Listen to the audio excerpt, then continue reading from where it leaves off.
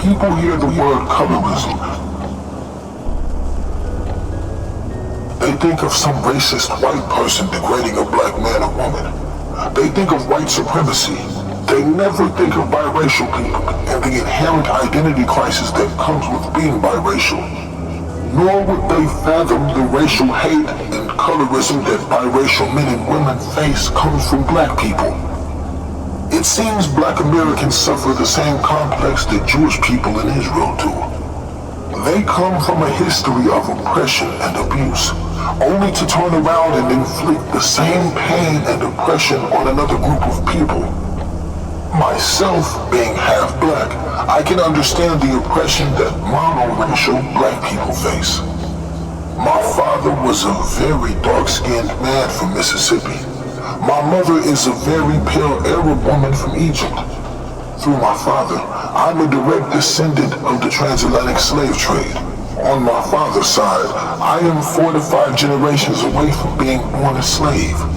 My father was born in 1943. He was a black man who was born with no rights in this country purely because of his skin tone.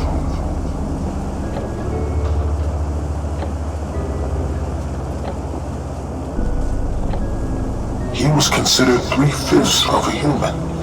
He was not even looked upon as a human being. Again, he was born and raised in the south of Mississippi. He would run around barefoot and see men who shared his image hanging from trees. I am 1 generation from being without rights in this country. I mention all of this so you can understand my frustration when I am told by the black community that you're not black enough, or stop pretending to be black. My skin tone is light. My hair is not nearly as nappy as a monoracial black man. My features are a bit more European looking, but I am expected to throw away my father's side and what he suffered because me claiming my blackness makes monoracial black people uncomfortable. As much as monoracial blacks want to point the finger at white people for racism and colorism, they promote it among their own and the offspring they choose to make with other races.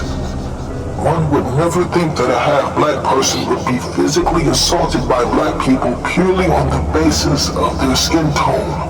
That dark-skinned monoracial black girls and women would attack a biracial woman purely because her skin is lighter and her hair is straighter.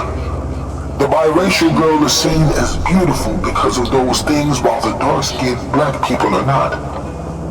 Many people outside of the biracial and black communities are stunned when they hear of the abuse biracial people take at the hands of black people. This racial hate for biracial men and women stems from the same place that drove racism in white people towards black people: jealousy and lust. We can't deny that black men and women have been fetishized sexually by the world. The black woman for her larger features and the man for his endowment. We are seen in the same highs of jealousy and lust for black people.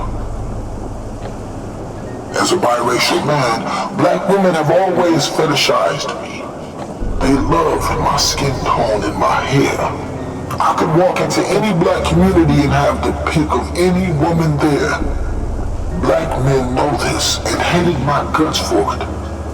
A black woman they would like would suddenly ignore them and their dark skin and aggressively approach me. They fetishized me and the want for a lighter skinned baby they could produce with me. The urge and importance they put on having a lighter skinned child was disgusting looking back at it. The self-hatred was appalling, but as a young man just coming into my sex life, I was not thinking about those times. Having the attention and desire of women was all that mattered at that age. Because of black women choosing me over black men, I became the object of hate and scorn by black men.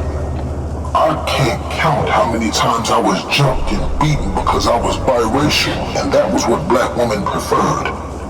If I was not being jumped, I was berated and teased for not being black enough. My skin tone became just as much of a hindrance to me in the black community as it was in the white community. I was hated for it on both ends of the spectrum. On one side, I was just a nigga no matter how light I was. On the other side, I was not black enough and was treated with the same racial animosity. I was one of the few males of African descent in my school, so I was used to being called nigga by white kids or having my hair touched. Teachers would go out of their way to speak to me in Ebonics. To whites, I was just another black kid with nappy hair. They didn't see that my skin was a bit lighter or my hair was curly. All they saw in me was my father's bloodline.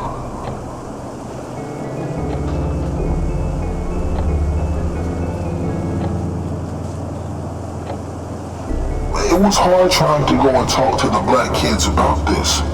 They would laugh and tell me about the white privilege I had. Then call me an Oreo.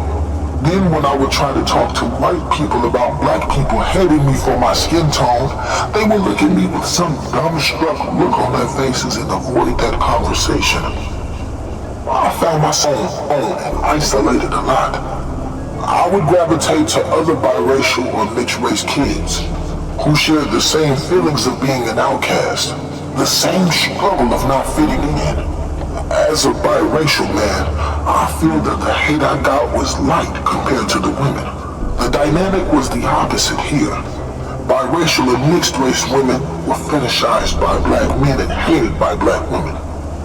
Though the men would try to jump me, they would never face me one-on-one. Let's face it, I've always been very tall and very athletic. These men were cowards.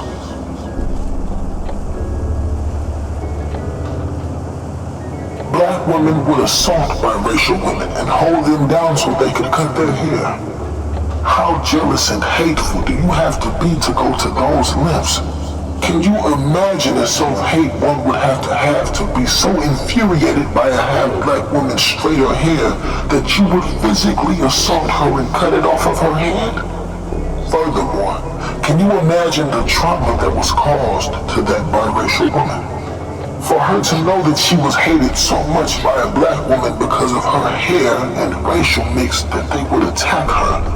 That sounds like something you would hear about in the Jim Crow era against black people. One would never think that it was black people racially oppressing and assaulting biracial and mixed people on the same level that black people were oppressed 70 years ago. I interviewed biracial women who this happened to. I will discuss this in detail in the chapter dedicated to her. There was one incident as a kid that I remember starkly. Looking back at it still hurts. I know some people may laugh it off and think it's nothing, but this was just as hurtful to me as throwing a banana at a black person would be. The insinuation is that they are monkeys. It's a racial slur. It's a hurtful comment meant to degrade them. There was a kid called Oreo Boy. Black people would bring Oreos from home and throw them at him. They would laugh and call him an albino monkey. They claimed he was pretending to be black, that he was an abomination. What society may laugh at as just a joke was just as racially offensive as a white person throwing bananas at a black person. How could you survive racism and Jim Crow only to racially oppress someone else? I could relate to Oreo Boy. I know most of us biracials can.